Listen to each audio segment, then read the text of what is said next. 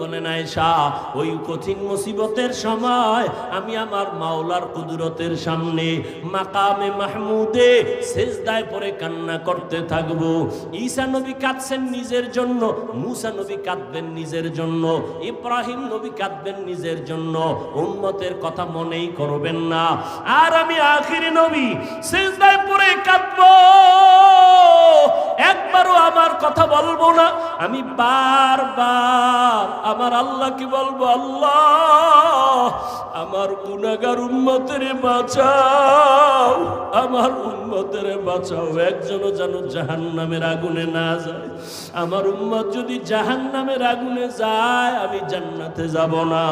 নবীর কান্না দেখিয়া আমার আল্লাহ বলবে, নবী কাঁদিয়েন না, মাথা উঁচু করেন, আপনার উম্মতগুলো বাছাই করে করে জান্নাতের দিকে নিয়ে যান।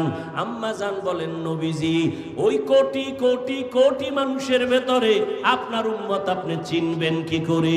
নবী বলেন, ও আয়েশা, আমার ওই উম্মতেরা যারা দুনিয়ার জমিনে থাকিয়া 5 বেলার নামাজ 5 ওয়াক্ত ওযু বানাইয়া নামাজ আদায় করত, কিয়ামতের ময়দানে ওযুর জায়গাগুলো নূরের আলোতে ঝলমল করতে থাকবে। আমি দেখিয়া দেখিয়া উম্মত ধরে জান্নাতের দিকে নিয়ে যাব।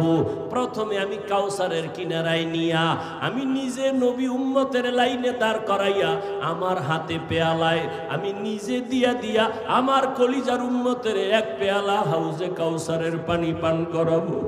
একবার যারা পানি পান করবে কখনো তাদের আর পিপাসা লাগবে না, লাইনে দাঁড়ায় পানি পান করবে, এরপরে জান্নাতের দিকে যাবে।